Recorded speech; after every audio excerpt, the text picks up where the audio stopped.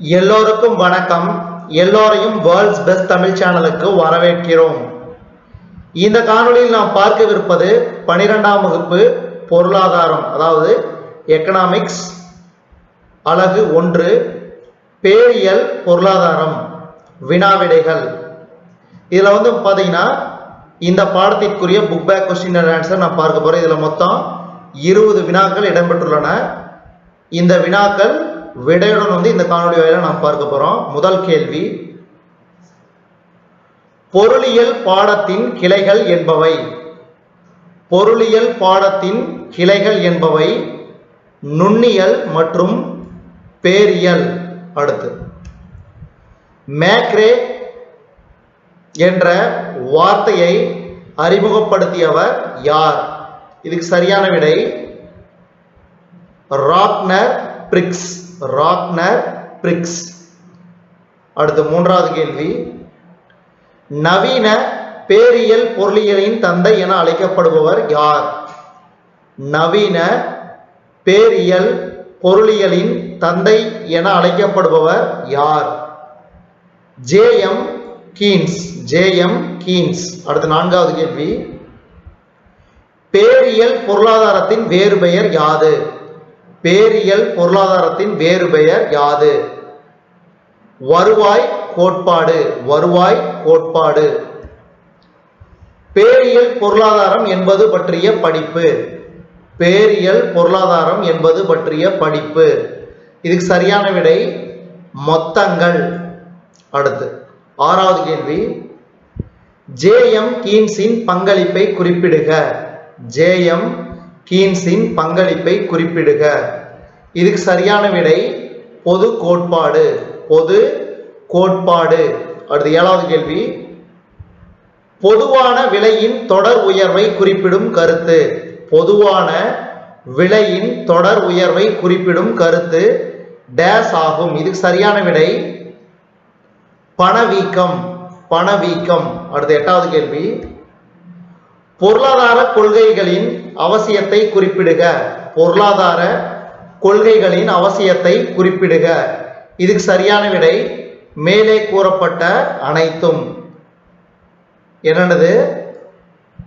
அடிப்படை பிரச்சனைகளை தீர்ப்பது, தடைகளை முறியடிப்பது, வளர்ச்சியை அடைவது, இவை அனைத்துமே பொருளாதார கொள்கைகளின் அவசியமாகும். அடுத்தது, ஒன்பதாவது கேள்வி, ஒரு பொருளாதார அமைப்பின் அடிப்படை பொருளாதார நடவடிக்கைகளை குறிப்பிடுக. ஒரு பொருளாதார அமைப்பின் அடிப்படை பொருளாதார நடவடிக்கைகளை குறிப்பிடுக. இதுக்கு சரியான விடை உற்பத்தி மற்றும் நுகர்வு. உற்பத்தி மற்றும் நுகர்வு. அடுத்து, பத்தாவது கேள்வி, ஒரு பொருளாதார அமைப்பில் காணப்படுவது.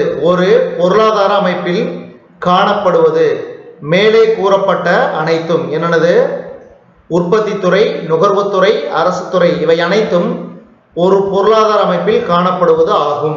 அடுத்தது, 11வது கேள்வி, எந்த பொருளாதார அமைப்பில் உற்பத்தி உரிமை தனியாருக்கு மட்டுமே உள்ளது? எந்த பொருளாதார அமைப்பில் உற்பத்தி உரிமை தனியாருக்கு மட்டுமே உள்ளது? இதுக்கு சரியான விடை முதலாளித்துவ அமைப்பு. முதலாளித்துவ அமைப்பு. அடுத்து, பகிர்வில் சமத்துவத்தை கடைபிடிக்கிற பொருளாதார அமைப்பு டேஸ் ஆகும். பகிர்வில் சமத்துவத்தை கடைபிடிக்கிற பொருளாதார அமைப்பு டேஸ் ஆகும். இதுக்கு சரியான விடை சமத்துவ பொருளாதார அமைப்பு. சமத்துவ பொருளாதார அமைப்பு. அடுத்து, 13வது கேள்வி, முதலாளித்துவத்தின் தந்தை என அழைக்கப்படுபவர் யார்? முதலாளித்துவத்தின் தந்தை என அழைக்கப்படுபவர் யார்? Adam Smith. Adam Smith. அடுத்து, 14வது கேள்வி, முதலாளித்துவத்தை பின்பற்றும் நாடு டேஸ் ஆகும். முதலாளித்துவத்தை பின்பற்றும் நாடு டேஸ் ஆகும். இதுக்கு சரியான விடை அமெரிக்கா. அமெரிக்கா. அடுத்து, 15வது கேள்வி, சமத்துவத்தின் தந்தையை கண்டுபிடி. சமத்துவத்தின் தந்தையை கண்டுபிடி. இதுக்கு சரியான விடை காரல் மார்க்ஸ். Karl Marx. அடுத்து, 16வது கேள்வி, தனியார் மற்றும் அரசு சேர்ந்து பொருளாதார நடவடிக்கையில் ஈடுபடும் பொருளாதார அமைப்பை குறிப்பிடும் பதம் டேஸ் ஆகும். தனியார் மற்றும் அரசு சேர்ந்து பொருளாதார நடவடிக்கையில் ஈடுபடும் பொருளாதார அமைப்பை குறிப்பிடும் பதம் டேஸ் ஆகும். இதுக்கு சரியான விடை கலப்பு பொருளாதாரம். கலப்பு பொருளாதாரம். அடுத்தது 17வது கேள்வி. ஒரு குறிப்பிட்ட காலத்தில், அதாவது பாயிண்ட் ஆஃப் டைம், குவிந்த சரக்குகளின் அளவை குறிப்பிடும் பதம் டேஸ் ஆகும். ஒரு குறிப்பிட்ட காலத்தில் குவிந்த சரக்குகளின் அளவை குறிப்பிடும் பதம் டேஸ் ஆகும். இதுக்கு சரியான விடை இருப்பு. இருப்பு. அடுத்து 18வது கேள்வி. கீழ் வருவனவற்றுள் ஓட்ட மாறிலியை கண்டுபிடி. கீழ் வருவனவற்றுள் ஓட்ட மாறிலியை கண்டுபிடி. இதுக்கு சரியான விடை வருவாய். வருவாய். அடுத்து 19வது கேள்வி. இருதுறை மாதிரியில் உள்ள இரு துறைகளை குறிப்பிடுக. இருதுறை மாதிரியில் உள்ள இரு துறைகளை குறிப்பிடுக. இதுக்கு சரியான விடை குடும்பங்களும் நிறுவனங்களும். குடும்பங்களும் நிறுவனங்களும். இந்த காணொளியின் கடைசி கேள்வி. திறந்து விடப்பட்ட பொருளாதாரத்தின் வட்ட ஓட்ட மாதிரி என்பது. திறந்து விடப்பட்ட பொருளாதாரத்தின் வட்ட ஓட்ட மாதிரி என்பது டேஸ் ஆகும். இதுக்கு சரியான விடை 4 துறை மாதிரி. இந்த காணொளி உங்களுக்கு பிடிச்சிருந்துச்சுன்னா லைக் பண்ணுங்க, கமெண்ட் பண்ணுங்க. மறக்காம இந்த காணொளியை உங்க நண்பர்களுக்கும் மற்றவர்களுக்கும் ஷேர் பண்ணுங்க. நம்ம வேர்ல்ட்ஸ் பெஸ்ட் தமிழ் சேனல்ல 12ஆம் வகுப்பு பொருளாதாரம், அதாவது எக்கனாமிக்ஸ் அலகு 1 பேரியல் பொருளாதாரத்திற்கான புக் பேக் கொஸ்டின் ஆன்சரை வினாவிடைகள் வாயிலாக நம்ம வேர்ல்ட்ஸ் பெஸ்ட் தமிழ் சேனல் வாயிலாக பார்த்தமைக்கு நன்றி. எல்லோருக்கும் வணக்கம். எல்லோரையும் வேர்ல்ட்ஸ் பெஸ்ட் தமிழ் சேனலுக்கு வரவேற்கிறோம். இந்த காணொளியில் நாம் பார்க்கவிருப்பது 12ஆம் வகுப்பு பொருளாதாரம் அலகு 2 தேசிய வருவாய் வினாவிடைகள். இந்த தேசிய வருவாய் பாடத்திட்டத்தில் உள்ள புக் பேக் கொஸ்டின் ஆன்சரை நம்ம இந்த காணொளி வாயிலா பார்க்க போறோம். மொத்தம் பாத்தீங்கன்னா இந்த காணொளியில 20 வினாக்கள் விடையுடன் பார்க்க போறோம். முதல் கேள்வி. உற்பத்தி காரணியின் செலவின் அடிப்படையிலான NNP. உற்பத்தி காரணியின் செலவின் அடிப்படையிலான NNP. இதுக்கு சரியான விடை தேசிய வருவாய். தேசிய வருவாய். அடுத்து 2வது கேள்வி. முதன்மை துறை என்பது. முதன்மை துறை என்பது விவசாயம். ரொம்ப ரொம்ப முக்கியம். முதன்மை துறை பாத்தீங்கன்னா விவசாயம். அடுத்து 3வது கேள்வி.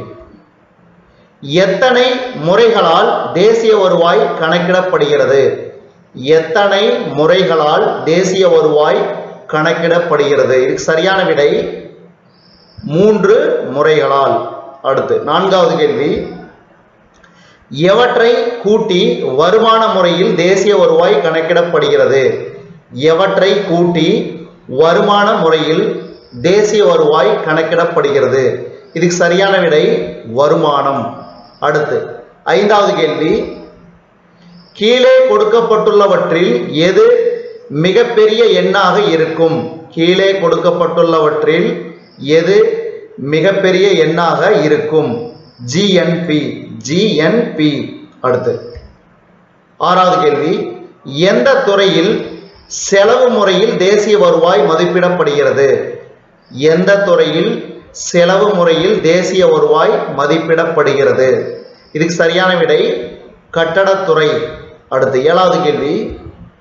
3ஆம் துறை டேஸ் எனவும் அழைக்கப்படுகிறது. 3ஆம் துறை டேஸ் எனவும் அழைக்கப்படுகிறது. பணிகள். அடுத்து 8வது கேள்வி. ஒரு நாட்டின் டேஸ் செயலை தேசிய வருவாய் குறிப்பிடுகிறது.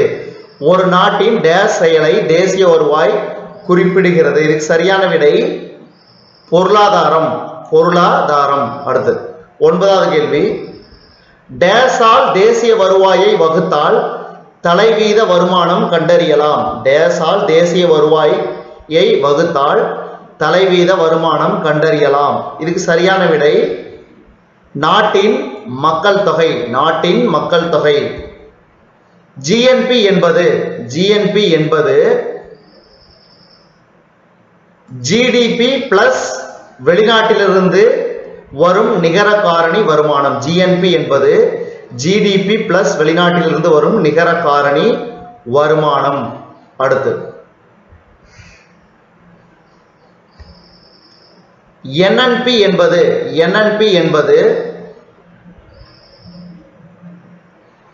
Net national product. அடுத்து 12வது கேள்வி, மொத்த மதிப்பிலிருந்து டேஸை கழித்தால் நிகர மதிப்பு கிடைக்கும். மொத்த மதிப்பிலிருந்து டேஸை கழித்தால் நிகர மதிப்பு கிடைக்கும். இதுக்கு சரியான விடை தேய்மானம். அடுத்தது இந்தியாவில் நிதியாண்டு என்பது ஏப்ரல் 1ஆம் தேதி முதல் மார்ச் 31ஆம் தேதி வரை. ஏப்ரல் 1ஆம் தேதி முதல் மார்ச் 31ஆம் தேதி வரை இந்தியாவில் நிதியாண்டு கணக்கிடப்படுகிறது. அடுத்து 14வது கேள்வி, என்என்பியிலிருந்து வெளிநாட்டு காரணிகளின் நிகர வருமானம் கழிக்கப்பட்டால் கிடைக்கும் நிகர மதிப்பு. என்என்பியிலிருந்து வெளிநாட்டு காரணிகளின் நிகர வருமானம் கழிக்கப்பட்டால் கிடைக்கும் நிகர மதிப்பு நிகர உள்நாட்டு உற்பத்தி. அடுத்து உற்பத்தி புள்ளியில் என்என்பியின் மதிப்பு டேஸ் என அழைக்கப்படுகிறது. உற்பத்தி புள்ளியில் என்என்பியின் மதிப்பு டேஸ் என அழைக்கப்படுகிறது. இதுக்கு சரியான விடை ஆப்ஷன், அதாவது காரணி செலவில் என்என்பி. அடுத்து 16வது கேள்வி, ஒரு நாட்டின் சராசரி வருமானம் என்பது தலைவீத வருமானம். அடுத்து 17வது கேள்வி, பணவீக்கத்திற்கு சரிபடுத்தப்பட்ட தேசிய வருவாயின் மதிப்பு டேஸ் என அழைக்கப்படுகிறது. பணவீக்கத்திற்கு சரிபடுத்தப்பட்ட தேசிய வருவாயின் மதிப்பு டேஸ் என அழைக்கப்படுகிறது. இதுக்கு சரியான விடை உண்மை தேசிய வருவாய். அடுத்து கீழ்வருவனவற்றுள் எது ஓட்ட கருத்துரு, அதாவது ஃப்ளோ கருத்துரு. இதுக்கு சரியான விடை மாத வருமானம். அடுத்து PQLI என்பது டேஸின் குறியீடு ஆகும். PQLI என்பது டேஸின் குறியீடு ஆகும். இதுக்கு சரியான விடை பொருளாதார நலன். அடுத்து இந்த காணொளியின் கடைசி கேள்வி, மிக அதிக அளவிலான தேசிய வருவாய் டேஸிலிருந்து வருகிறது. மிக அதிக அளவிலான தேசிய வருவாய் டேஸிலிருந்து வருகிறது. இதுக்கு சரியான விடை தனியார் வருவாய். இதுவரைக்கும் நம்ம இந்த காணொளி வாயிலா பார்த்தது 12ஆம் வகுப்பு பொருளாதாரம் அலகு 2 தேசிய வருவாய் வினாவிடைகள். இந்த பாடத்திற்குரிய புக் பேக் கொஸ்டின் அண்ட் ஆன்சரை இந்த காணொளி வாயிலா பார்த்தோம். இந்த காணொளி உங்களுக்கு பிடிச்சிருந்துச்சுன்னா லைக் பண்ணுங்க, கமெண்ட் பண்ணுங்க. மறக்காம இந்த காணொளியை உங்க நண்பர்களுக்கும் உங்களுக்கும் ஷேர் பண்ணுங்க. நம்ம வேர்ல்ட்ஸ் பெஸ்ட் தமிழ் சேனலை மறக்காம சப்ஸ்கிரைப் பண்ணி பெல் பட்டனை பிரஸ் பண்ணிக்கோங்க. அப்பதான் நம்ம சேனல்ல எப்பெல்லாம் புது வீடியோ அப்லோட் பண்றோமோ அப்போ உங்களுக்கு கிடைக்கப்பெறும், நோட்டிபிகேஷன் கிடைக்கப்பெறும். நீங்க சீக்கிரமாவே பார்த்துக்கலாம். நம்ம வேர்ல்ட்ஸ் பெஸ்ட் தமிழ் சேனல்ல தேசிய வருவாய்க்கான புக் பேக் கொஸ்டின் அண்ட் ஆன்சரை காணொளி வாயிலா நம்ம வேர்ல்ட்ஸ் பெஸ்ட் தமிழ் சேனல் வாயிலாக பார்த்தமைக்கு நன்றி. எல்லோருக்கும் வணக்கம். எல்லோரையும் வேர்ல்ட்ஸ் பெஸ்ட் தமிழ் சேனலுக்கு வரவேற்கிறோம். இந்த காணொளியில் நாம் பார்க்கவிருப்பது 12ஆம் வகுப்பு பொருளாதாரம், அதாவது எக்கனாமிக்ஸ் அலகு 3 வேலைவாய்ப்பு மற்றும் வருமான கோட்பாடுகள் வினாவிடைகள். இந்த பாடத்திற்குரிய புக் பேக் கொஸ்டின் அண்ட் ஆன்சரை நம்ம இந்த காணொளி வாயிலா பார்க்க போறோம். அதுக்கு முன்னாடி நம்ம வேர்ல்ட்ஸ் பெஸ்ட் தமிழ் சேனலை சப்ஸ்கிரைப் பண்ணாதீங்க, சப்ஸ்கிரைப் பண்ணிக்கோங்க. கீழே இருக்கிற பெல் பட்டனை பிரஸ் பண்ண மறந்துடாதீங்க. இப்போ நேரடியாக காணொளிக்குள்ள போயிடலாம். முதல் கேள்வி, நடப்பு கூலி விகிதத்தில் வேலை செய்ய விரும்புகிற ஒவ்வொருவரும் பணியில் இருந்தால் அது டேஸ் எனப்படும். நடப்பு கூலி விகிதத்தில் வேலை செய்ய விரும்புகிற ஒவ்வொருவரும் பணியில் இருந்தால் அது டேஸ் எனப்படும். இதுக்கு சரியான விடை முழு வேலைவாய்ப்பு.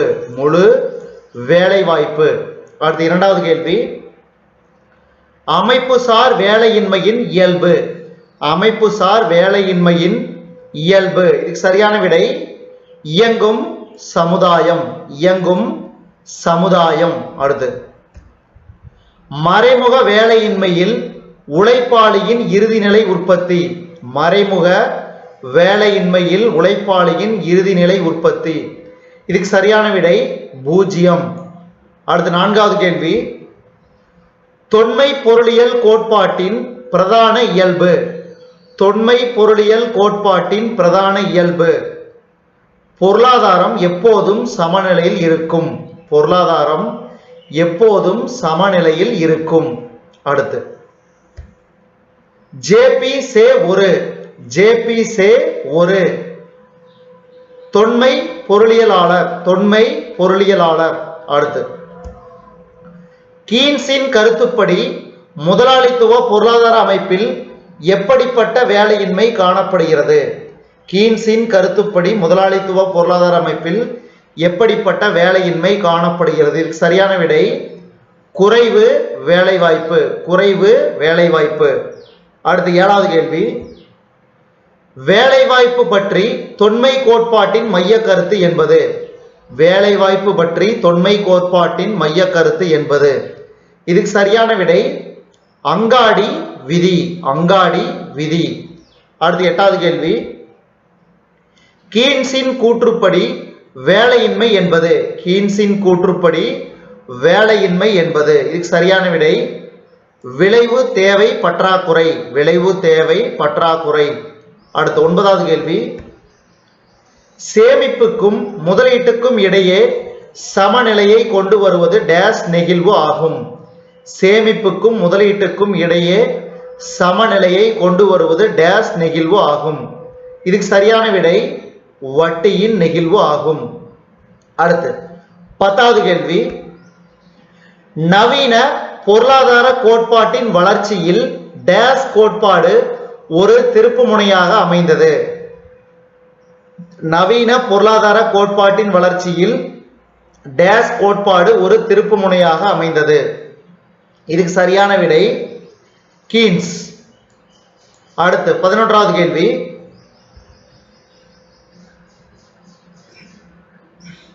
வேலைவாய்ப்பு மற்றும் வருவாய் பற்றிய கீன்ஸின் கோட்பாட்டின் அடிப்படை கருத்துரு டேஸ் ஆகும்.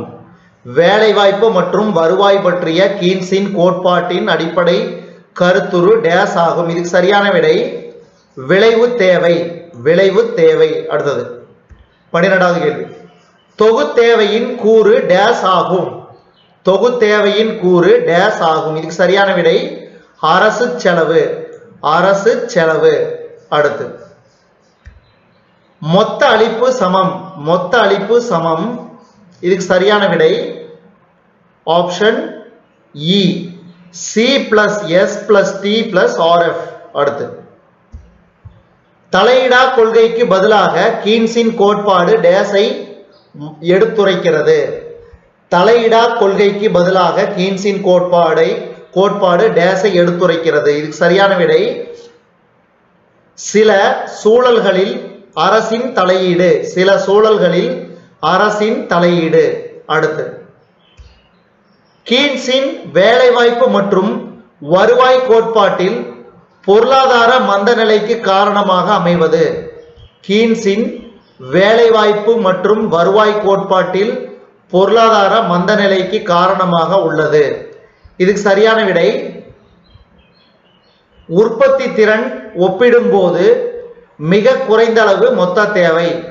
உற்பத்தி திறன் ஒப்பிடும்போது மிக குறைந்த அளவு மொத்த தேவை. அடுத்து 16வது கேள்வி. தொன்மை கோட்பாடு டேஸை ஆதரிக்கிறது. தொன்மை கோட்பாடு டேஸை ஆதரிக்கிறது. இதுக்கு சரியான விடை சமநிலை வரவு செலவு. சமநிலை வரவு செலவு. அடுத்து 17வது கேள்வி. டேஸின் சமநிலையை கீன்ஸுடைய கோட்பாடு வலியுறுத்தியது. இதுக்கு சரியான விடை குறுகிய காலம். அடுத்து 18வது கேள்வி. தொன்மை கோட்பாட்டின்படி வட்டி வீதம் டேஸுக்கான வெகுமதி. தொன்மை கோட்பாட்டின்படி வட்டி வீதம் டேஸுக்கான வெகுமதி. சேமிப்புக்கான வெகுமதி. அடுத்த 19வது கேள்வி. கீன்ஸின் கோட்பாட்டில் பணத்திற்கான தேவையையும் பணத்தின் அளிப்பையும் நிர்ணயிப்பது டேஸ் ஆகும். கீன்ஸின் கோட்பாட்டில் பணத்திற்கான தேவையையும் பணத்தின் அளிப்பையும் நிர்ணயிப்பது டேஸ் ஆகும். இதுக்கு சரியான விடை வட்டி வீதம். அடுத்து இந்த காணொளியின் கடைசி கேள்வி, ஒரு பொருளாதாரத்தில் டேஸ் இயக்கத்தை சேயின் விதி வலியுறுத்தியது. ஒரு பொருளாதாரத்தில் டேஸ் இயக்கத்தை சேயின் விதி வலியுறுத்தியது. இதுக்கு சரியான விடை தானியங்கும் விளைகருவி. தானியங்கும் விளைகருவி. இதுவரைக்கும் நாம் இந்த காணொளி வாயிலா பார்த்தது 12ஆம் வகுப்பு பொருளாதாரம் அலகு 3 வேலைவாய்ப்பு மற்றும் வருமான கோட்பாடுகள் வினாவிடைகள். அதாவது இந்த பாடத்திற்குரிய புக் பேக் கொஸ்டின் அண்ட் ஆன்சரை காணொலியா பார்த்தோம். இந்த காணொலி உங்களுக்கு பிடிச்சிருந்துச்சுன்னா லைக் பண்ணுங்க, கமெண்ட் பண்ணுங்க, மறக்காம இந்த காணொலியை உங்க நண்பர்களுக்கும் மற்றவர்களுக்கும் ஷேர் பண்ணுங்க. இதுவரைக்கும் நம்ம வேர்ல்ட்ஸ் பெஸ்ட் தமிழ் சேனலை சப்ஸ்கிரைப் பண்ணாதீங்க, சப்ஸ்கிரைப் பண்ணிக்கங்க. கீழே இருக்கிற பெல் பட்டனை பிரஸ் பண்ண மறந்துடாதீங்க. நம்ம வேர்ல்ட்ஸ் பெஸ்ட் தமிழ் சேனல்ல 12ஆம் வகுப்பு பொருளாதாரம் அலகு 3 வேலைவாய்ப்பு மற்றும் வருமான கோட்பாடுகள் பாடத்திற்கான புக் பேக் கொஸ்டின் அண்ட் ஆன்சரை நம்ம வேர்ல்ட்ஸ் பெஸ்ட் தமிழ் சேனல் வாயிலாக காணொலி வாயிலாக பார்த்தமைக்கு நன்றி. எல்லோருக்கும் வணக்கம். எல்லோரையும் வேர்ல்ட்ஸ் பெஸ்ட் தமிழ் சேனலுக்கு வரவேற்கிறோம். இந்த காணொளியில் நாம் பார்க்கவிருப்பது 12ஆம் வகுப்பு பொருளாதாரம் அலகு 4 நுகர்வு மற்றும் முதலீடு சார்புகள் வினாவிடைகள். இந்த பாடத்திற்குரிய புக் பேக் கொஸ்டின் அண்ட் ஆன்சரை நம்ம பார்க்க போறோம். முதல் கேள்வி, சராசரி நுகர்வு நாட்டம் கணக்கிடப்படுவது. அதாவது இங்க தப்பா எழுதிக்கிறாங்க, அதனால இது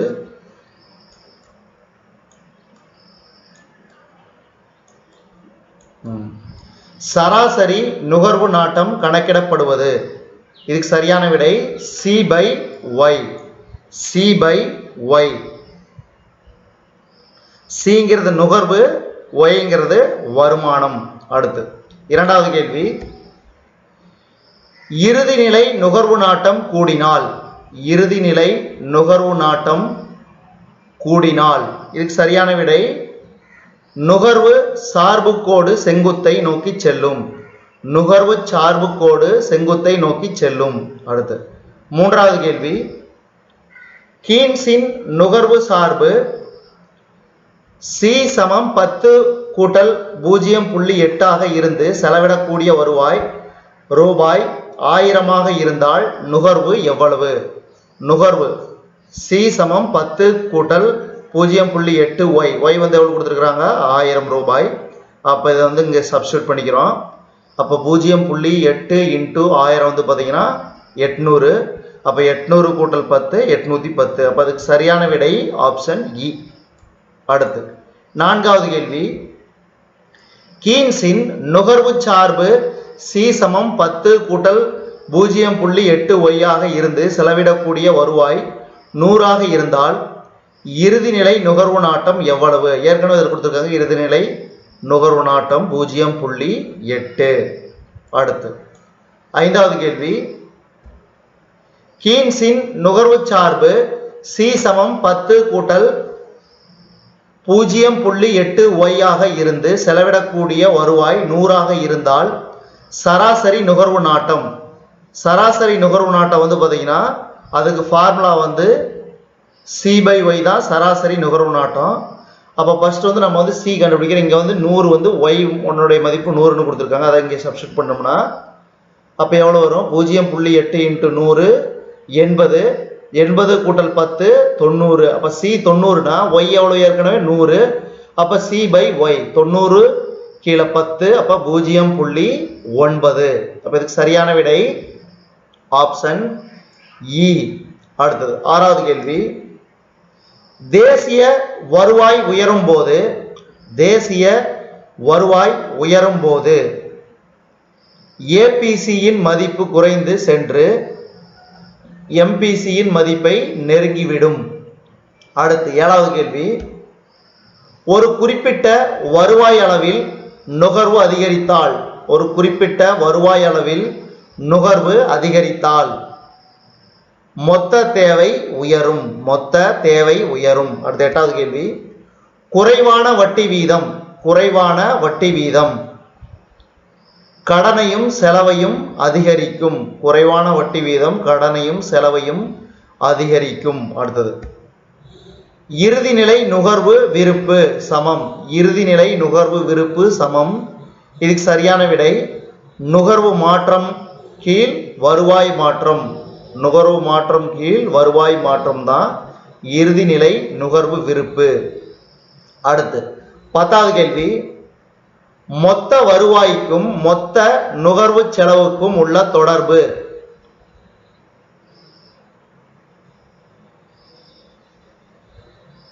மொத்த வருவாய்க்கும் மொத்த நுகர்வு செலவுக்கும் உள்ள தொடர்பு. இதுக்கு சரியான விடை நுகர்வு சார்பு. அடுத்து 11வது கேள்வி, எம்பிசியையும் எம்பிஎஸ்ஐயும் கூட்டினால் கிடைப்பது. இதுக்கு சரியான விடை ஏற்கனவே ஃபார்முலா வந்து தெரியும். 1 - எம்பிசி சமம் எம்பிஎஸ். அப்போ எம்பிசி இந்த பக்கம் போச்சுன்னு என்னது, எம்பிஎஸ் கூட்டல் எம்பிசி சமம் 1. அப்போ இதுக்கு சரியான விடை 1. அடுத்து 12வது கேள்வி, வருவாய் உயர்ந்தால் நுகர்வு.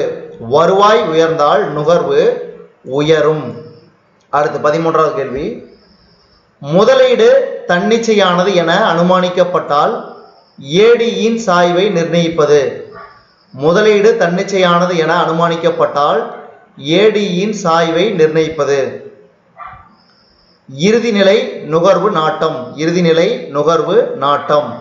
அடுத்து 14வது கேள்வி, டேஸ் இடம்பெயர்ந்த பின்னர் டேஸ் எவ்வளவு மாறுகிறது என்பதை பெருக்கி கூறுகிறது. இதுக்கு சரியான விடை மொத்த தேவை இடம்பெயர்ந்த பின்னர் வெளியீடு எவ்வளவு மாறுகிறது என்பதை பெருக்கி கூறுகிறது. அடுத்து 15வது கேள்வி, பெருக்கியின் மதிப்பு. பெருக்கியின் மதிப்பு. இதுக்கு சரியான விடை வந்து பார்த்தீங்கன்னா ஆப்ஷன் இ, அதாவது அ மற்றும் ஆ. அப்போ இந்த ரெண்டு ஃபார்முலாவும் சரியானது.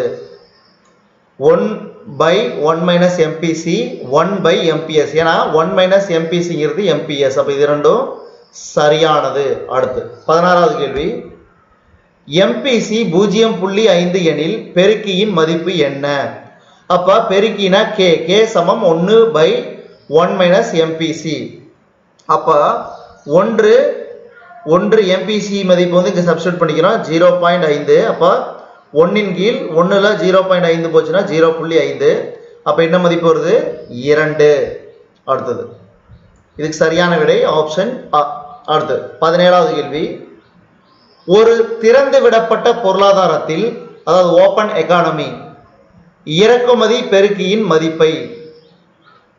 ஒரு திறந்து விடப்பட்ட பொருளாதாரத்தில் இறக்குமதி பெருக்கியின் மதிப்பை குறைக்கிறது. அடுத்து 18வது கேள்வி, கீன்ஸின் கருத்துப்படி முதலீடு மெக்கையும் டேஸ் சார்ந்தது. இதுக்கு சரியான விடை வட்டி வீதத்தையும் சார்ந்தது. அடுத்து 19வது கேள்வி, மிகை பெருக்கி, அதாவது சூப்பர் மல்டிப்ளையர் என்ற கருத்தை முதலில் பயன்படுத்தியவர். மிகை பெருக்கி என்ற கருத்தை முதலில் பயன்படுத்தியவர் ஜே.ஆர். ஹிக்ஸ். ஜே.ஆர். ஹிக்ஸ். அடுத்து இந்த காணொளியின் கடைசி கேள்வி, மெக் என்ற கருத்துருவை அறிமுகப்படுத்தியவர் யார்? மெக் என்ற கருத்துருவை அறிமுகப்படுத்தியவர் ஜே.எம். கீன்ஸ். ஜே.எம். கீன்ஸ். இதுவரைக்கும் நம்ம இந்த காணொளி வாயிலாக பார்த்தது 12ஆம் வகுப்பு பொருளாதாரம் அலகு 4 நுகர்வு மற்றும் முதலீடு சார்புகள் வினாவிடைகள். அதாவது இந்த பாடத்திற்கான புக் பேக் கொஸ்டின் ஆன்சரை நம்ம பார்த்தோம். இந்த காணொளி உங்களுக்கு பிடிச்சிருந்துச்சுன்னா லைக் பண்ணுங்க, கமெண்ட் பண்ணுங்க, மறக்காம இந்த காணொளி உங்க நண்பர்களுக்கும் மற்றவர்களுக்கும் ஷேர் பண்ணுங்க. இதுவரைக்கும் நம்ம வேர்ல்ட்ஸ் பெஸ்ட் தமிழ் சேனலை சப்ஸ்கிரைப் பண்ணாதீங்க, சப்ஸ்கிரைப் பண்ணிங்க. கீழே இருக்கிற பெல் பட்டனை பிரஸ் பண்ண மறந்துடாதீங்க. நம்ம வேர்ல்ட்ஸ் பெஸ்ட் தமிழ் சேனல்ல 12ஆம் வகுப்பு பொருளாதாரம் அலகு 4 நுகர்வு மற்றும் முதலீடு சார்புகளுக்கான பாடத்திற்கான வினாவிடைகளை காணொளி வாயிலாக நம்ம வேர்ல்ட்ஸ் பெஸ்ட் தமிழ் சேனல் வாயிலாக பார்த்தமைக்கு நன்றி. எல்லோருக்கும் வணக்கம். எல்லோரையும் வேர்ல்ட்ஸ் பெஸ்ட் தமிழ் சேனலுக்கு வரவேற்கிறோம். இந்த காணொளியில் நாம் பார்க்கவிருப்பது 12ஆம் வகுப்பு பொருளாதாரம் அலகு 5 பணவியல் பொருளியல் வினாவிடைகள். இந்த பாடத்திற்குரிய புக் பேக் கொஸ்டின் ஆன்சரை நாம் பார்க்க போறோம். இதுல வந்து மொத்தம் 20 வினாக்கள் விடையுடன் வந்து நம்ம பார்க்க போறோம். அதுக்கு முன்னாடி நம்ம வேர்ல்ட்ஸ் பெஸ்ட் தமிழ் சேனலுக்கு இப்போ தான் முதல் முறையாக வந்திருக்கிறீங்கன்னா நம்ம சேனலை சப்ஸ்கிரைப் பண்ணி பெல் பட்டனை ப்ரெஸ் பண்ணிக்கோங்க. முதல் கேள்வி, ஆர்பிஐயின் தலைமையகம் அமைந்துள்ள இடம். ஆர்பிஐயின் தலைமையகம் அமைந்துள்ள இடம் மும்பை. அடுத்து இரண்டாவது கேள்வி, பணம் என்பது உள்ளவற்றில் அதிக நீர்மைத்தன்மை கொண்ட சொத்து ஆகும். உள்ளவற்றில் அதிக நீர்மைத்தன்மை கொண்ட சொத்து ஆகும். அடுத்து மூன்றாவது கேள்வி, காகித பண முறையை மேலாண்மை செய்வது. காகித பண முறையை மேலாண்மை செய்வது மைய பணவியல் அமைப்பு. மைய பணவியல் அமைப்பு. அடுத்து M1 மற்றும் M2 ஆகிய இரண்டிற்கும் உள்ள வித்தியாசம். M1 மற்றும் M2 ஆகிய இரண்டிற்கும் உள்ள வித்தியாசம். இதுக்கு சரியான விடை அஞ்சலக சேமிப்பு வங்கியின் சேமிப்பு வைப்புகள். அஞ்சலக சேமிப்பு வங்கியின் சேமிப்பு வைப்புகள். அடுத்து ஐந்தாவது கேள்வி, இர்வின் ஃபிஷரின் பண அளவு கோட்பாடு பிரபலமான ஆண்டு. இர்வின் ஃபிஷரின் பண அளவு கோட்பாடு பிரபலமான ஆண்டு. இதுக்கு சரியான விடை 1911. அடுத்து ஆறாவது கேள்வி, MV என்பது இதுக்கு சரியான விடை சட்டப்பூர்வ பண அளிப்பு. அடுத்து ஏழாவது கேள்வி, பணவீக்கம் என்பது விலைகள் அதிகரிப்பு. விலைகள் அதிகரிப்பு. டேஸ் பணவீக்கம் பணமதிப்பில் தீவிர மதிப்பு குறைவினை ஏற்படுத்துகிறது. சரியான விடை உயர் பணவீக்கம் பணமதிப்பில் தீவிர மதிப்பு குறைவினை ஏற்படுத்துகிறது. அடுத்து ஒன்பதாவது கேள்வி, கூலி மற்றும் மூலப்பொருட்கள் செலவு கூடுவதால் பொருட்களின் பொது விலை மட்டம் அதிகரிப்பது டேஸ் பணவீக்கம் ஆகும். கூலி மற்றும் மூலப்பொருட்கள் செலவு கூடுவதால் பொருட்களின் பொது விலை மட்டம் அதிகரிப்பது டேஸ் பணவீக்கம் ஆகும். இதுக்கு சரியான விடை ஆப்ஷன் A, அதாவது செலவு உந்து. அடுத்து பத்தாவது கேள்வி, பணவீக்கத்தின் பொழுது பயனடைபவர்கள் யார்? பணவீக்கத்தின் பொழுது பயனடைபவர்கள் யார்? இதுக்கு சரியான விடை கடன் பெற்றோர்கள். கடன் பெற்றோர்கள். அடுத்தது 11வது கேள்வி, டேஸ் என்பது பணவீக்க விகிதம் குறைந்து செல்வது ஆகும். டேஸ் என்பது பணவீக்க விகிதம் குறைந்து செல்வது ஆகும். இதுக்கு சரியான விடை எதிர் பணவீக்கம். எதிர் பணவீக்கம். அடுத்து தேக்க வீக்கத்தில் பணவீக்க விகிதத்துடன் இணைந்திருப்பது. தேக்க வீக்கத்தில் பணவீக்க விகிதத்துடன் இணைந்திருப்பது. இதுக்கு சரியான விடை தேக்கம். அடுத்து 13வது கேள்வி, பொருளாதார நடவடிக்கைகளில் ஏற்படும் ஏற்றத்தாழ்வுகளை டேஸ் அழைக்கின்றோம். இதுக்கு சரியான விடை வணிக சுழற்சி என்று அழைக்கிறோம். அடுத்து 14வது கேள்வி, மந்த காலத்தில் பொருளியல் நடவடிக்கைகள் இவ்வாறு இருக்கும். மந்த காலத்தில் பொருளியல் நடவடிக்கைகள் இவ்வாறு இருக்கும். இதுக்கு சரியான விடை மிக குறைந்தபட்சமாக. மிக குறைந்தபட்சமாக. அடுத்தது 15வது கேள்வி, பரிவர்த்தனைகளில் பொதுவாக ஏற்றுக்கொள்ளப்படும் ஒரு இடையீட்டு கருவியாகவும் அளவீடு மற்றும் மதிப்பினை இருப்பு வைத்தல் ஆகியவற்றினை செய்யும் ஒரு பொருள் பணம் என்ற இலக்கணத்தை வழங்கியவர். இதுக்கு சரியான விடை ஆப்ஷன் A, அதாவது கிரௌதர். அடுத்தது 16வது கேள்வி, பற்று அட்டை என்பது டேஸ் உதாரணம் ஆகும். பற்று அட்டை என்பது டேஸ் உதாரணம் ஆகும். இதுக்கு சரியான விடை நெகிழி பண. நெகிழி பண.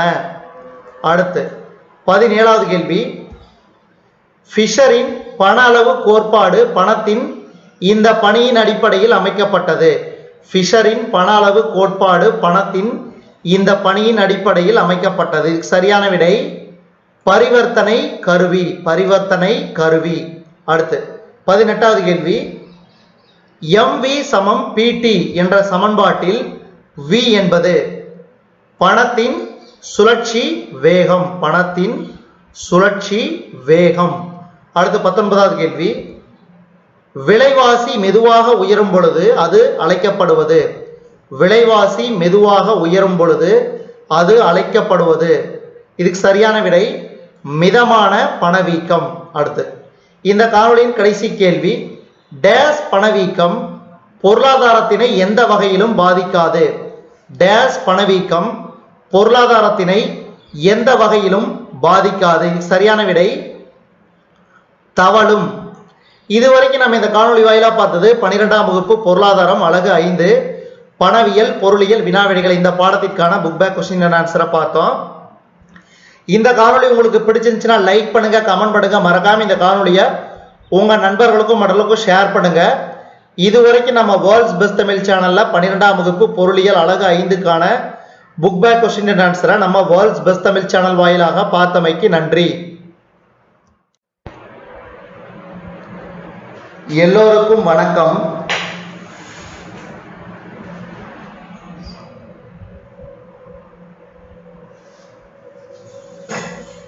எல்லோரையும் வேர்ல்ட்ஸ் பெஸ்ட் தமிழ் சேனலுக்கு வரவேற்கிறோம்.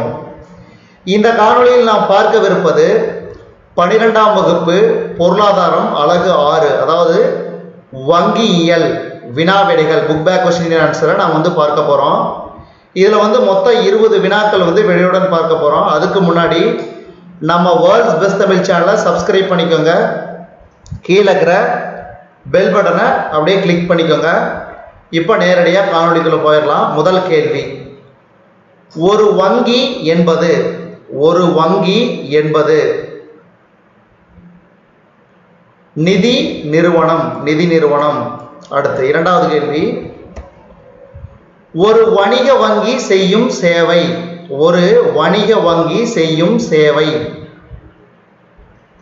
அதாவது வைப்புகளை ஏற்றுக்கொள்வது, கடன் வழங்குவது, இவை இரண்டும்.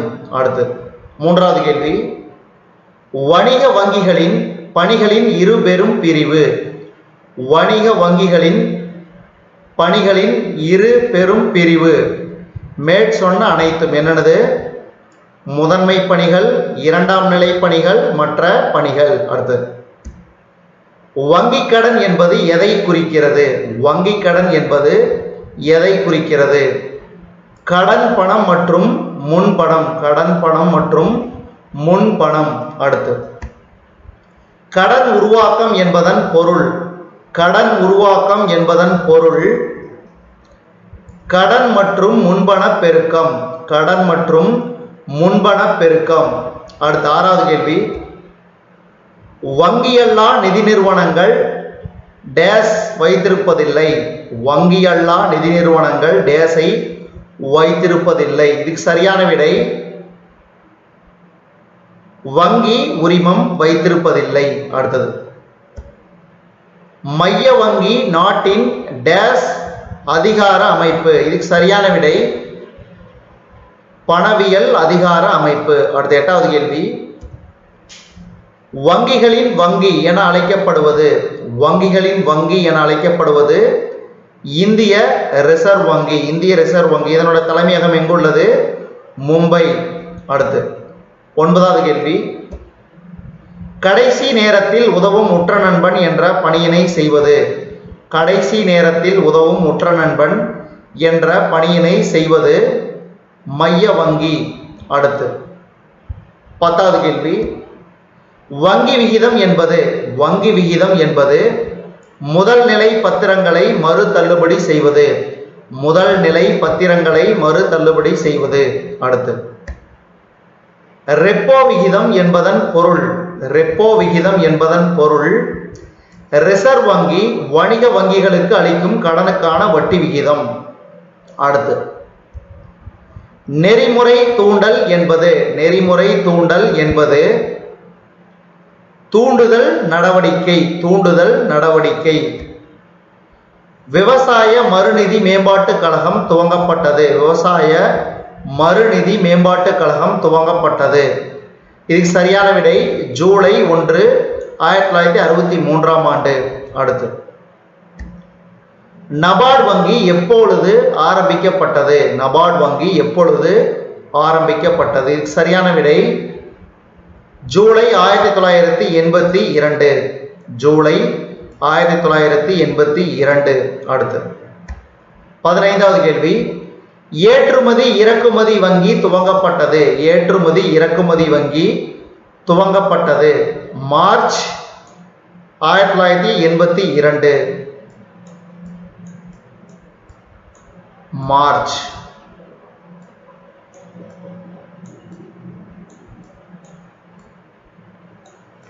மார்ச் 1982 ஏற்றுமதி இறக்குமதி வங்கி துவங்கப்பட்டது. அடுத்து 16வது கேள்வி மாநில நிதிக் கழகம் எந்த சட்டத்தின் கீழ் துவங்கப்பட்டது? மாநில நிதிக் கழகம் எந்த சட்டத்தின் கீழ் துவங்கப்பட்டது? இதுக்கு சரியான விடை இந்திய அரசு. இந்திய அரசு. அடுத்து 17வது கேள்வி பணவியல் கொள்கையை வடிவமைப்பது. பணவியல் கொள்கையை வடிவமைப்பது மைய வங்கி. அடுத்து 18வது கேள்வி நிகர்நிலை வங்கியகம் என்பது எவ்வாறு அழைக்கப்படுகிறது? நிகர்நிலை வங்கியகம் என்பது எவ்வாறு அழைக்கப்படுகிறது? சரியான விடை இணைய வங்கி. இணைய வங்கி. அடுத்து 19வது கேள்வி ஏடிஎம் என்பதன் விரிவாக்கம் என்ன? ஏடிஎம் என்பதன் விரிவாக்கம் என்ன? தானியங்கி பணம் வழங்கும் இயந்திரம். தானியங்கி பணம் வழங்கும் இயந்திரம். அடுத்தது இந்த காணொளியின் கடைசி கேள்வி 2016 பண மதிப்பு நீக்கம் எந்தெந்த மதிப்பு பணங்களுக்கு ஏற்படுத்தப்பட்டது? இதுக்கு சரியான விடை ரூபாய் 500 மற்றும் ரூபாய் 1000. 2016 பண மதிப்பு நீக்கம் ரூபாய் 500 மற்றும் ரூபாய் 1000 மதிப்பு பணங்களுக்கு ஏற்படுத்தப்பட்டது. இதுவரைக்கும் நம்ம இந்த காணொளி வாயிலா பார்த்தது 12ஆம் வகுப்பு பொருளாதாரம் அலகு 6 வங்கியியல். இந்த பாடத்திற்கான book back question and answer. இந்த காணொளி உங்களுக்கு பிடிச்சிருந்துச்சுன்னா லைக் பண்ணுங்க, கமெண்ட் பண்ணுங்க, மறக்காம இந்த காணொளி உங்க நண்பர்களுக்கும் மற்றவர்களுக்கும் ஷேர் பண்ணுங்க. நம்ம வேர்ல்ட்ஸ் பெஸ்ட் தமிழ் சேனல்ல 12ஆம் வகுப்பு பொருளாதாரம் 6வது பாடத்திற்குரிய புக் பேக் கொஸ்டின் அண்ட் ஆன்சரை நம்ம வேர்ல்ட்ஸ் பெஸ்ட் தமிழ் சேனல் வாயிலாக பார்த்தமைக்கு நன்றி. எல்லோருக்கும் வணக்கம். எல்லோரையும் வேர்ல்ட்ஸ் பெஸ்ட் தமிழ் சேனலுக்கு வரவேற்கிறோம். இந்த காணொளியில் நாம் பார்க்கவிருப்பது 12ஆம் வகுப்பு பொருளாதாரம் அலகு 7 பன்னாட்டு பொருளியல் வினாவிடைகள். இந்த பாடத்திற்குரிய புக் பேக் கொஸ்டின் அண்ட் ஆன்சரை நாம் இந்த காணொளி வாயிலாக பார்க்க போகிறோம். அதுக்கு முன்னாடி நம்ம வேர்ல்ட்ஸ் பெஸ்ட் தமிழ் சேனலுக்கு இப்போ தான் முதல் முறையாக வரீங்கன்னா சப்ஸ்கிரைப் பண்ணிக்கோங்க. கீழே இருக்கிற பெல் பட்டனை ப்ரெஸ் பண்ணிக்கோங்க. அப்போ தான் உங்களுக்கு நோட்டிஃபிகேஷன் கிடைக்கப்பெறும். முதல் கேள்வி 2 நாடுகளுக்கு இடையிலான வாணிகம் என்பது? 2 நாடுகளுக்கு இடையிலான வாணிகம் என்பது வெளி வாணிகம். வெளி வாணிகம். இரண்டாவது கேள்வி கீழ்கண்டவற்றுள் வாணிகத்தை தீர்மானிக்கும் காரணி எது? கீழ்கண்டவற்றுள் வாணிகத்தை தீர்மானிக்கும் காரணி எது? சரியான விடை மேற்கண்ட அனைத்தும். என்னது? ஒரு பொருளின் மேம்பாட்டு காலகட்டம், உற்பத்தி காரணிகளின் ஒப்பீட்டு விலை, அரசாங்கம். அடுத்து பன்னாட்டு வாணிகம் உள்நாட்டு வாணிகத்திலிருந்து வேறுபட காரணம். பன்னாட்டு வாணிகம் உள்நாட்டு வாணிகத்திலிருந்து வேறுபட காரணம் மேற்கண்ட அனைத்தும். என்னென்னது? வணிக கட்டுப்பாடுகள், உற்பத்தி காரணிகள் இடம்பெயர இயலாமை, நாடுகளின் கொள்கை வேறுபாடுகள். நாடுகள் பன்னாட்டு வாணிகத்தில் ஈடுபட அடிப்படை காரணம். நாடுகள் பன்னாட்டு வாணிகத்தில் ஈடுபட அடிப்படை காரணம். உற்பத்தி வளங்கள் நாடுகளுக்கிடையே ஏற்றத்தாழ்வுடன் பகிரப்பட்டுள்ளது. உற்பத்தி வளங்கள் நாடுகளுக்கிடையே ஏற்றத்தாழ்வுடன் பகிரப்பட்டுள்ளது. அடுத்து ஐந்தாவது கேள்வி, புதிய பன்னாட்டு வாணிப கோட்பாடு எதன் அடிப்படையில் அமைந்தது? புதிய பன்னாட்டு வாணிப கோட்பாடு எதன் அடிப்படையில் அமைந்தது? இதுக்கு சரியான விடை உற்பத்தி காரணி கோட்பாடு. உற்பத்தி காரணி கோட்பாடு. அடுத்து ஆறாவது கேள்வி, பணமாற்று வீதம் நிர்ணயமாகும் சந்தை. பணமாற்று வீதம் நிர்ணயமாகும் சந்தை. இதுக்கு சரியான விடை அந்நிய செலாவணி. அந்நிய செலாவணி. அடுத்து ஏழாவது கேள்வி, கீழ்கண்ட எந்த பணமாற்று நிர்ணய முறையில் சந்தை விலைகளான தேவையும் அளிப்பும் பணமாற்று வீதத்தை நிர்ணயிக்கிறது? கீழ்கண்ட எந்த பணமாற்று நிர்ணய முறையில் சந்தை விலைகளான தேவையும் அளிப்பும் பணமாற்று வீதத்தை நிர்ணயிக்கிறது? இதுக்கு சரியான விடை மாறுகின்ற பணமாற்று வீதம்.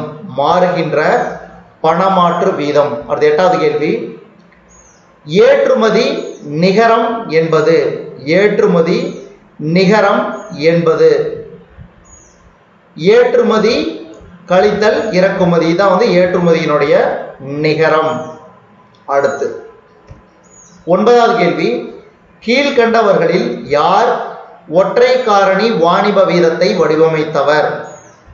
கீழ்கண்டவர்களில் யார் ஒற்றை காரணி வாணிப வீதத்தை வடிவமைத்தவர்? சரியான விடை ஜேக்கப் வைனர். Jacob Weiner. அடுத்து பத்தாவது கேள்வி, வாணிப வீதம் டேஸ் பற்றி குறிப்பிடுகின்றது? வாணிப வீதம் டேஸ் பற்றி குறிப்பிடுகின்றது? இதுக்கு சரியான விடை ஏற்றுமதி விலை இறக்குமதி விலை விகிதம்.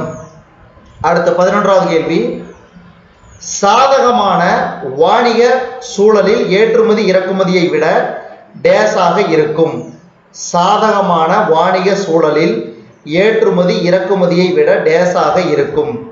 இதுக்கு சரியான விடை அதிகமாக. அடுத்து இறக்குமதி ஏற்றுமதியை விட அதிகமாக இருத்தலை கீழ்கண்ட வழிகளில் எது சரி செய்யும்? இறக்குமதி ஏற்றுமதியை விட அதிகமாக இருத்தலை கீழ்கண்ட வழிகளில் எது சரி செய்யும்? இதுக்கு சரியான விடை ஏற்றுமதி வரியை அதிகரித்தல். அடுத்து அயல்நாட்டு செலுத்து நிலை உள்ளடக்கிய இனங்கள். அயல்நாட்டு செலுத்து நிலை உள்ளடக்கிய இனங்கள். இதுக்கு சரியான விடை முதல் இரண்டும். அதாவது என்னது, புலனாகும் பொருட்கள் மட்டும் புலனாகாத பணிகள் மட்டும். அடுத்து 14வது கேள்வி, அயல்நாட்டு செலுத்து நிலை கூறுகள் கீழ்கண்டவைகளில் எவை? அயல்நாட்டு செலுத்து நிலை கூறுகள் கீழ்கண்டவைகளில் எவை? இதுக்கு சரியான விடை மேற்கண்ட மூன்று. என்னது, நடப்பு கணக்கு, மைய வங்கி இருப்பு, மூலதன கணக்கு. அடுத்து 15வது கேள்வி, வாணிப கொடுப்பல் நிலை அறிக்கையில். வாணிப கொடுப்பல் நிலை அறிக்கையில். இதுக்கு சரியான விடை பொருள் பரிவர்த்தனை மட்டும் பதிவாகிறது. பொருள் பரிவர்த்தனை மட்டும் பதிவாகிறது. அடுத்து 16வது கேள்வி, சுற்றுலா மற்றும் வெளிநாட்டு பயணம் தொடர்புடைய பரிவர்த்தனைகள் அயல்நாட்டு செலுத்து நிலையின் எந்த கணக்கின் கீழ் பதிவாகிறது? சுற்றுலா மற்றும் வெளிநாட்டு பயணம் தொடர்புடைய பரிவர்த்தனைகள் அயல்நாட்டு செலுத்து நிலையின் எந்த கணக்கின் கீழ் பதிவாகிறது? சரியான விடை பணிகள் வாணிக கணக்கு. பணிகள் வாணிக கணக்கு. அடுத்து 17வது கேள்வி, சுழற்சி அயல்நாட்டு செலுத்து நிலை சமமற்ற நிலைக்கான காரணம். சுழற்சி அயல்நாட்டு செலுத்து நிலை சமமற்ற நிலைக்கான காரணம். இதுக்கு சரியான விடை மேற்கண்ட இரண்டு. என்னது, அதாவது வாணிக சுழற்சியின் மாறுபட்ட காலகட்டம், வருவாய் மற்றும் விலை தேவை நெகிழ்ச்சி நாடுகளுக்கிடையே வேறுபடுதல். அடுத்து 18வது கேள்வி, கீழ்கண்டவைகளில் எவை வெளிநாட்டு நேரடி மூலதனத்திற்கான உதாரணமாக கூற முடியாது? இதுக்கு சரியான விடை வெளிநாட்டு துணி நிறுவனம் வெளியிட்ட பங்கு அல்லது கடன் பத்திரத்தை வாங்குவது. அடுத்து 19வது கேள்வி, இந்தியாவில் வெளிநாட்டு நேரடி மூலதனம் அனுமதிக்கப்படாத துறை. இந்தியாவில் வெளிநாட்டு நேரடி மூலதனம் அனுமதிக்கப்படாத துறை. இதுக்கு சரியான விடை அணு ஆற்றல். அணு ஆற்றல். அடுத்து இந்த காணொளியில் கடைசி கேள்வி, கோட்பாட்டு முறையில் அதாவது கோட்பாட்டு அடிப்படையில் வெளிநாட்டு நேரடி மூலதனத்தின் நன்மைகளாவன. கோட்பாட்டு அடிப்படையில் வெளிநாட்டு நேரடி மூலதனத்தின் நன்மைகளாவன மேற்கண்ட அனைத்தும். அதாவது பொருளாதார வளர்ச்சி, பன்னாட்டு வாணிப வளர்ச்சி, வேலைவாய்ப்பு மற்றும் திறன் அதிகரித்தல், இவை மூன்றும். இதுவரைக்கும் நம்ம இந்த காணொளி வாயிலாக பார்த்தது 12ஆம் வகுப்பு பொருளாதாரம் அலகு 7 பன்னாட்டு பொருளியல் வினா விடைகள், அதாவது book back question and answer. இந்த காணொளி உங்களுக்கு பிடிச்சிருந்துச்சுன்னா லைக் பண்ணுங்க, கமெண்ட் பண்ணுங்க, மறக்காம இந்த காணொலியை உங்க நண்பர்களுக்கும் மற்றவர்களுக்கும் ஷேர் பண்ணுங்க. இதுவரைக்கும் நம்ம வேர்ல்ட்ஸ் பெஸ்ட் தமிழ் சேனலை சப்ஸ்கிரைப் பண்ணிக்கங்க. கீழே இருக்கிற பெல் பட்டனை பிரஸ் பண்ண மறந்துடாதீங்க. நம்ம வேர்ல்ட்ஸ் பெஸ்ட் தமிழ் சேனல்ல 12ஆம் வகுப்பு பொருளாதாரம் அலகு 7 பன்னாட்டு பொருளியல் வினா விடைகளுக்கான காணொலியை நம்ம வேர்ல்ட்ஸ் பெஸ்ட் தமிழ் சேனல் வாயிலாக பார்த்தமைக்கு நன்றி.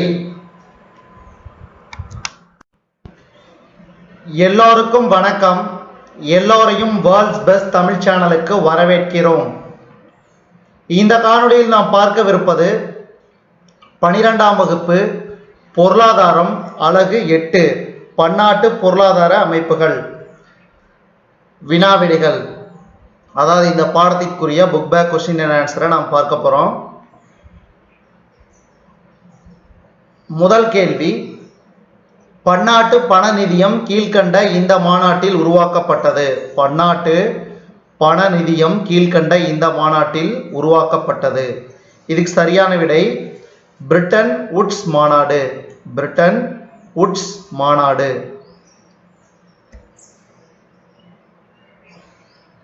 பன்னாட்டு பண நிதியத்தின் தலைமை அலுவலகம் அமைந்துள்ள இடம்.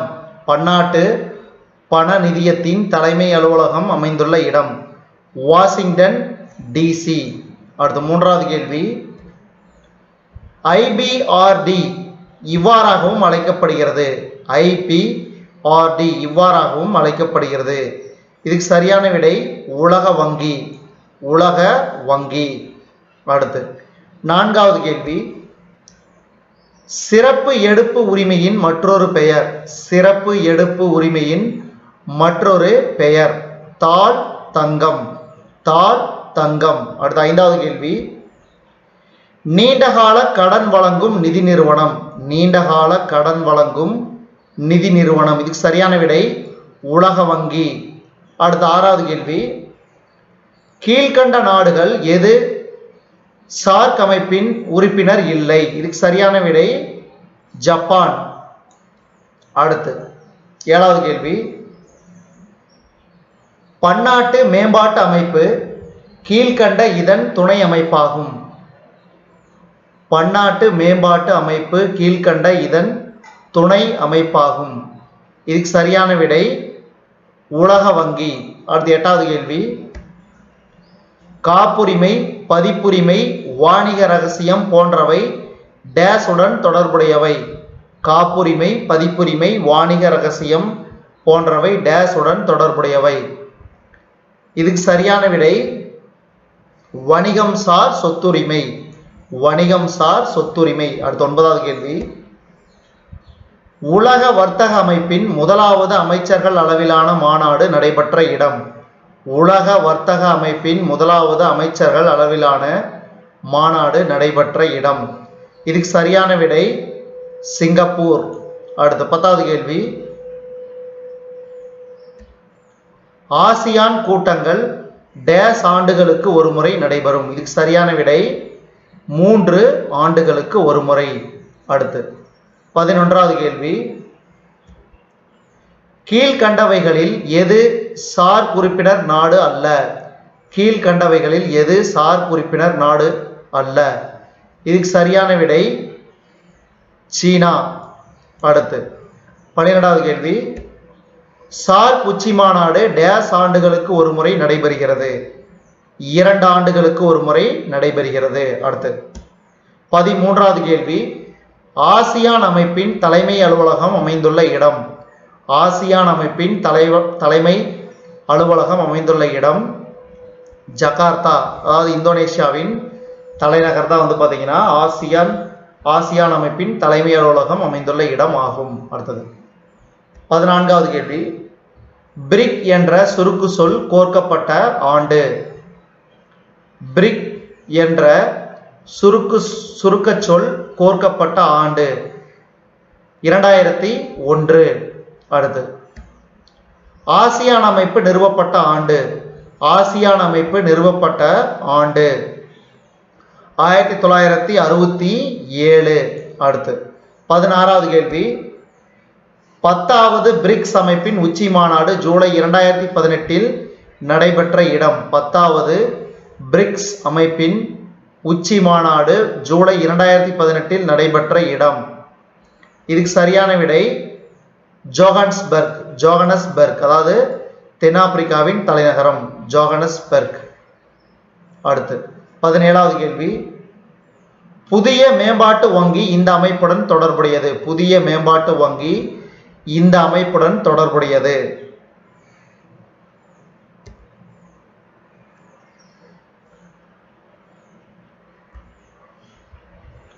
புதிய மேம்பாட்டு வங்கி இந்த அமைப்புடன் தொடர்புடையது. இதுக்கு சரியான விடை பிரிக்ஸ். அடுத்து 18வது கேள்வி. ஆசியான் விவாதத்தில் பங்கெடுக்கும் 6 நாடுகளில் சேராத நாடு.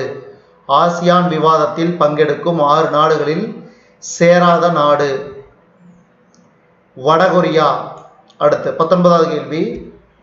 சார்க் வேளாண் தகவல் மையம் துவங்கிய ஆண்டு. சார்க் வேளாண் தகவல் மையம் துவங்கிய ஆண்டு 1988. இந்த காணொளியின் கடைசி கேள்வி. பெனிலக்ஸ் என்பது இதன் வடிவமாகும். பெனிலக்ஸ் என்பது இதன் வடிவமாகும். இதுக்கு சரியான விடை சுங்கவரி ஒன்றியம். சுங்கவரி ஒன்றியம். இதுவரைக்கும் நம்ம இந்த காணொளி வாயிலா பார்த்தது 12ஆம் வகுப்பு பொருளாதாரம் அலகு 8 பன்னாட்டு பொருளாதார அமைப்புகள் வினாவிடைகள். அதாவது இந்த பாடத்திற்கான புக் பேக் கொஸ்டின் அண்ட் ஆன்சரை நாம பார்த்தோம். இந்த காணொளி உங்களுக்கு பிடிச்சிருந்துச்சுன்னா லைக் பண்ணுங்க, கமெண்ட் பண்ணுங்க. மறக்காம இந்த காணொலியை உங்க நண்பர்களுக்கும் மற்றவர்களுக்கும் ஷேர் பண்ணுங்க. இதுவரைக்கும் நம்ம வேர்ல்ட்ஸ் பெஸ்ட் தமிழ் சேனலை சப்ஸ்கிரைப் பண்ணாங்க, சப்ஸ்கிரைப் பண்ணிக்கங்க. கீழே இருக்கிற பெல் பட்டனை பிரஸ் பண்ண மறந்துடாதீங்க. நம்ம வேர்ல்ட்ஸ் பெஸ்ட் தமிழ் சேனல்ல 12ஆம் வகுப்பு பொருளாதாரம் அலகு 8 பாடத்திற்கான புக் பேக் கொஸ்டின் அண்ட் ஆன்சரை நம்ம வேர்ல்ட்ஸ் பெஸ்ட் தமிழ் சேனல் வாயிலாக பார்த்தமைக்கு நன்றி. எல்லோருக்கும் வணக்கம். எல்லோரையும் வேர்ல்ட்ஸ் பெஸ்ட் தமிழ் சேனலுக்கு வரவேற்கிறோம்.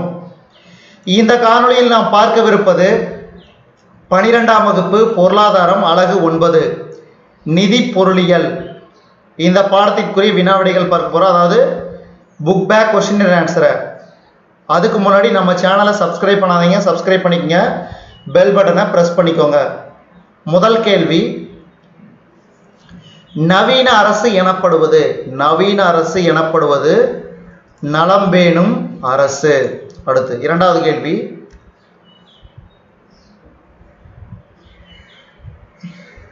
கீழ்வருவனவற்றுள் தனியார் நிதியின் பண்புகளில் இல்லாதது. கீழ்வருவனவற்றுள் தனியார் நிதியின் பண்புகளில் இல்லாதது. இதுக்கு சரியான விடை விளம்பரப்படுத்துதல். அடுத்து வரி கீழ்காணும் குணங்களை கொண்டது. வரி கீழ்காணும் குணங்களை கொண்டது. மேல் கூறப்பட்ட அனைத்தும் என்னது? கட்டாயத்தன்மை, பிரதிபலன் கருதாமை, வரி மறுப்பு ஒரு குற்றம். அடுத்து 4வது கேள்வி. ஆடம் ஸ்மித்தால் கூறப்படாத புதிய வரி விதிப்பு விதி எது? ஆடம் ஸ்மித்தால் கூறப்படாத புனித வரி விதிப்பு விதி எது? எளிமை விதி. அடுத்து 5வது கேள்வி. கீழே உள்ள வாக்கியங்களை கருத்தில் கொண்டு சரியான ஒன்றை அடையாளம் காண்க. இதுக்கு சரியான விடை 2 மட்டும். என்னது? அரசியலமைப்பு சில வரிகளை மைய அரசு பட்டியலிலிருந்து மாநில அரசு பட்டியலுக்கு மாற்ற வசதி செய்கிறது. அடுத்து 6வது கேள்வி. ஜிஎஸ்டி இதற்கு சமம். ஜிஎஸ்டி இதற்கு சமம். விற்பனை வரி. அடுத்து 7வது கேள்வி, இந்த நன்மையை நேர்முக வரி கொண்டிருக்கவில்லை. இந்த நன்மையை நேர்முக வரி கொண்டிருக்கவில்லை. வசதி. அடுத்து 8வது கேள்வி, கீழ்வருவனவற்றுள் எது நேர்முக வரி? கீழ்வருவனவற்றுள் எது நேர்முக வரி? இதுக்கு சரியான விடை வருமான வரி. வருமான வரி. அடுத்து 9வது கேள்வி, கீழே உள்ளவற்றில் எந்த வரி மைய அரசின் பட்டியலில் இல்லை? கீழே உள்ளவற்றில் எந்த வரி மைய அரசின் பட்டியலில் இல்லை? விவசாய வருமான வரி.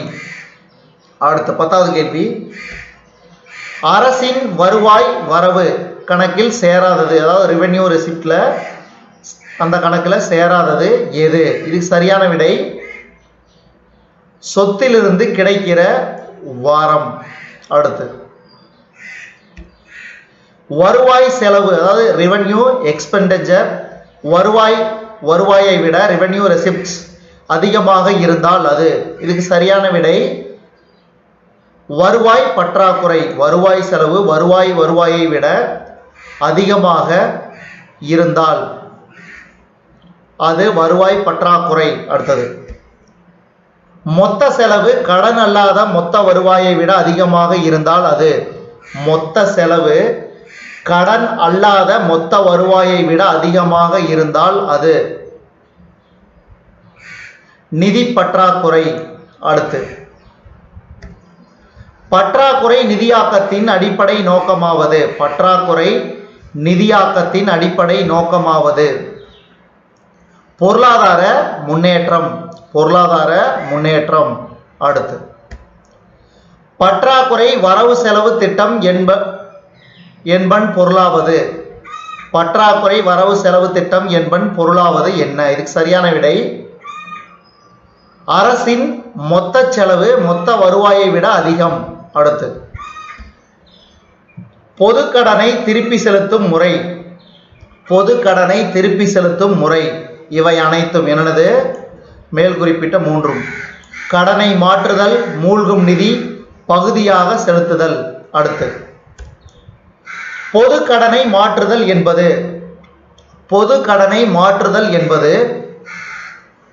அதிக வட்டி வீதம் கொண்ட கடன் பத்திரங்களுக்கு பதிலாக குறைவான வட்டி வீதம் கொண்ட கடன் பத்திரங்களை கொடுத்தல். பொதுக்கடனை மாற்றுதல் என்பது அதிக வட்டி வீதம் கொண்ட கடன் பத்திரங்களுக்கு பதிலாக குறைவான வட்டி வீதம் கொண்ட கடன் பத்திரங்களை கொடுத்தல். அடுத்து பட்ஜெட் என்ற பதம் பிரெஞ்சு வார்த்தையாகிய அதாவது பாகெட்விலிருந்து பெறப்பட்டது. அதன் பொருள். இதுக்கு சரியான விடை சிறிய பை. அடுத்து 18வது கேள்வி, கீழே கொடுக்கப்பட்டுள்ளவற்றில் எது இந்தியாவில் பெரிய பற்றாக்குறையாக இருக்கும்? கீழே கொடுக்கப்பட்டுள்ளவற்றில் எது இந்தியாவில் பெரிய பற்றாக்குறையாக இருக்கும்? இதுக்கு சரியான விடை நிதி பற்றாக்குறை. அடுத்து 19வது கேள்வி, நிதிக்குழு நிர்ணயம் செய்வது எது? நிதிக்குழு நிர்ணயம் செய்வது எது? நிதி வளங்களை மாநில அரசுக்கு மாற்றுதல். நிதி வளங்களை மாநில அரசுக்கு மாற்றுதல். அடுத்து இந்த காணொளியின் கடைசி கேள்வி, கீழே கொடுக்கப்பட்டுள்ளவற்றுள் எது சரியான சொற்றொடர் என கண்டுபிடி. இதுக்கு சரியான விடை இவை இரண்டும். அதாவது ஜனாதிபதியால் நிதிக்குழு பணியமர்த்தப்படுகிறது. ஒரு நிதிக்குழுவின் காலம் 5 ஆண்டுகள். இவை இரண்டும் சரியான சொற்றொடர். இதுவரைக்கும் நம்ம இந்த காணொளி வாயிலாக பார்த்தது 12ஆம் வகுப்பு பொருளாதாரம் அலகு 9 நிதி பொருளியல் வினாவிடைகள். இந்த பாடத்திற்குரிய book back question and answer நம்ம இந்த காணொளி வாயிலாக பார்த்தோம். இந்த காணொளி உங்களுக்கு பிடிச்சிருந்துச்சுன்னா லைக் பண்ணுங்க, கமெண்ட் பண்ணுங்க, மறக்காம இந்த காணொளி உங்க நண்பர்களுக்கும் மற்றவர்களுக்கும் ஷேர் பண்ணுங்க. இந்த காணொளியை நம்ம வேர்ல்ட்ஸ் பெஸ்ட் தமிழ் சேனல் வாயிலாக பார்த்தமைக்கு நன்றி. எல்லோருக்கும் வணக்கம். எல்லோரையும் வேர்ல்ட்ஸ் பெஸ்ட் தமிழ் சேனலுக்கு வரவேற்கிறோம். இந்த காணொளியில் நாம் பார்க்கவிருப்பது 12ஆம் வகுப்பு பொருளாதாரம் அலகு 10 சுற்றுச்சூழல் பொருளியல் பாடத்திற்கான புக் பேக் கொஸ்டின் அண்ட் ஆன்சரை நம்ம இந்த காணொளி வாயிலாக பார்க்க போறோம். முதல் கேள்வி, என்வைரான்மெண்ட் என்ற வார்த்தை டேஸ் என்ற பொருள் கொள்ளும் எந்த பிரெஞ்சு வார்த்தையிலிருந்து தோன்றியது? என்வைரான்மெண்ட் என்ற வார்த்தை டேஸ் என்ற பொருள் கொள்ளும் எந்த பிரெஞ்சு வார்த்தையிலிருந்து தோன்றியது? இதுக்கு சரியான விடை என்வைரோனியா. அடுத்து, உயிர்சார் என்ற வார்த்தையின் பொருள் என்ன? உயிர்சார் என்ற வார்த்தையின் பொருள் என்ன? உயிர் வாழ்வன. சூழலியல் என்பது எந்த ஒன்றின் சிறிய பகுதி? சூழலியல் என்பது எந்த ஒன்றின் சிறிய பகுதி?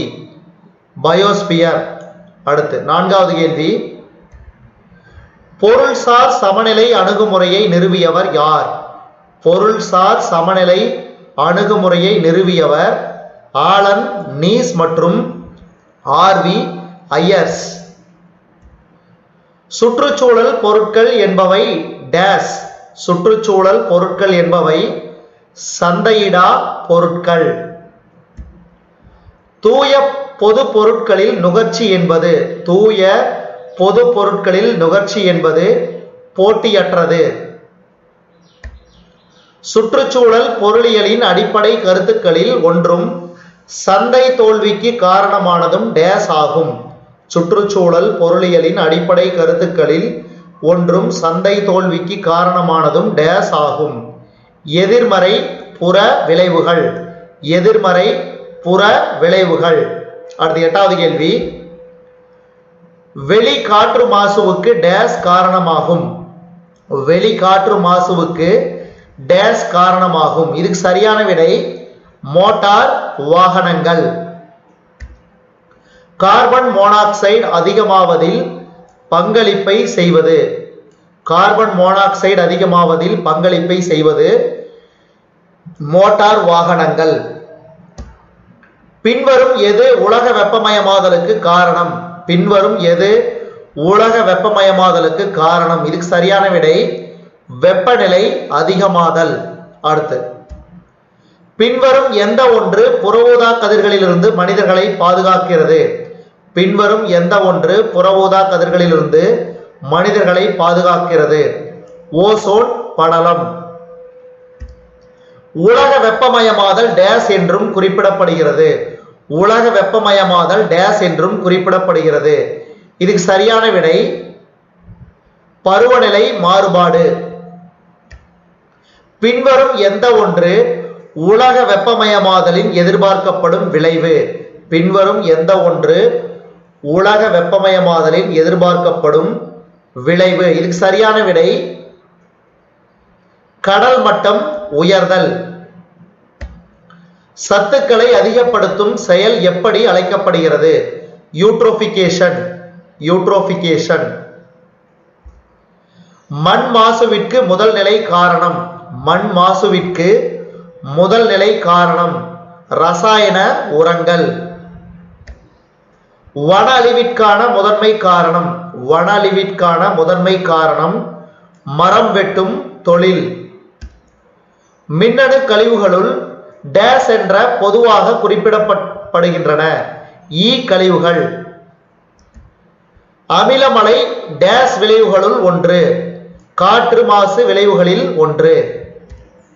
நீடித்த வளர்ச்சி அல்லது வளங்குன்றா வளர்ச்சி குறிக்கோள்களை அடைய விதிக்கப்பட்டிருக்கும் காலம் 2030. அடுத்து, இந்த காணொளியின் கடைசி கேள்வி, காரநிலம் அதிகமாக காணப்படும் சமவெளி எது? மேற்கூறிய அனைத்தும் சிந்து கங்கை, வட இந்திய கங்கை.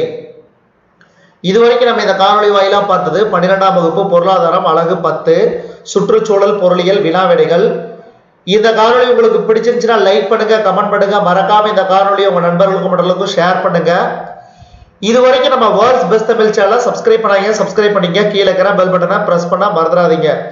நம்ம வேர்ல்ட்ஸ் பெஸ்ட் தமிழ் சேனல்ல 12ஆம் வகுப்பு பொருளாதாரம் அலகு 10 சுற்றுச்சூழல் பொருளியலுக்கான பாடப்பகுதிக்கான வினாவிடைகளை நம்ம வேர்ல்ட்ஸ் பெஸ்ட் தமிழ் சேனல் வாயிலாக பார்த்தமைக்கு நன்றி.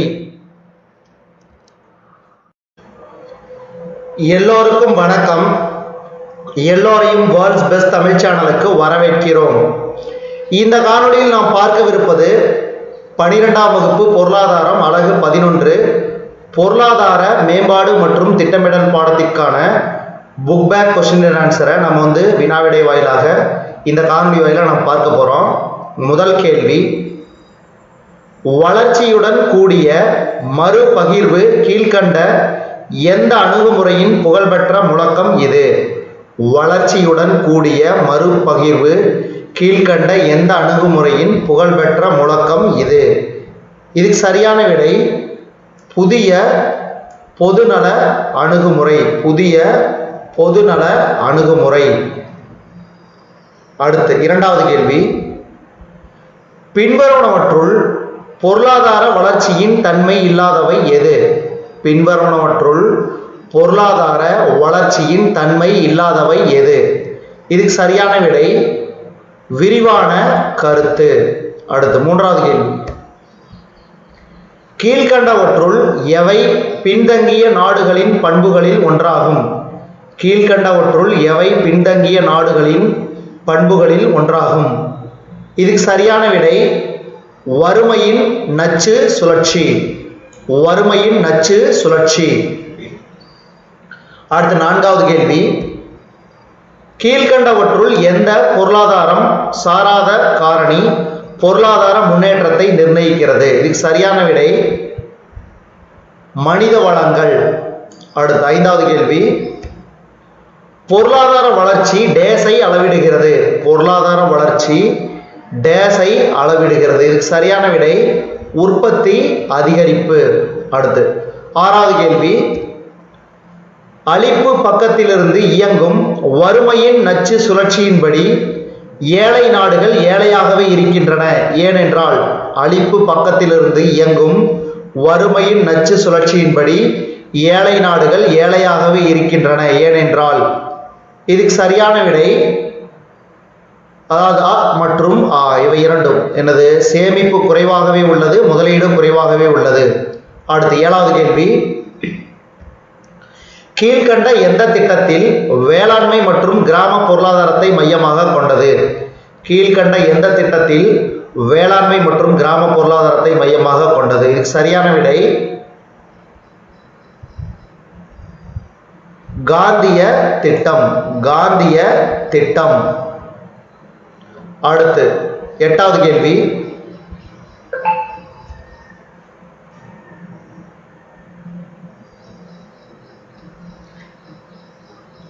கீழ்கண்ட திட்டங்களை அவை முன்மொழியப்பட்ட ஆண்டின் அடிப்படையில் காலக்கிரம வரிசைப்படி தொகுத்து விடையை தேர்ந்தெடுக்கவும்.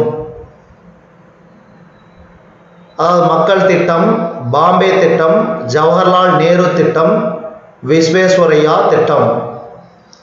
இதில் பார்த்தீங்கன்னா இதுக்கு சரியான விடை எட்டாவது கேள்விக்கு ஆப்ஷன் ஆ.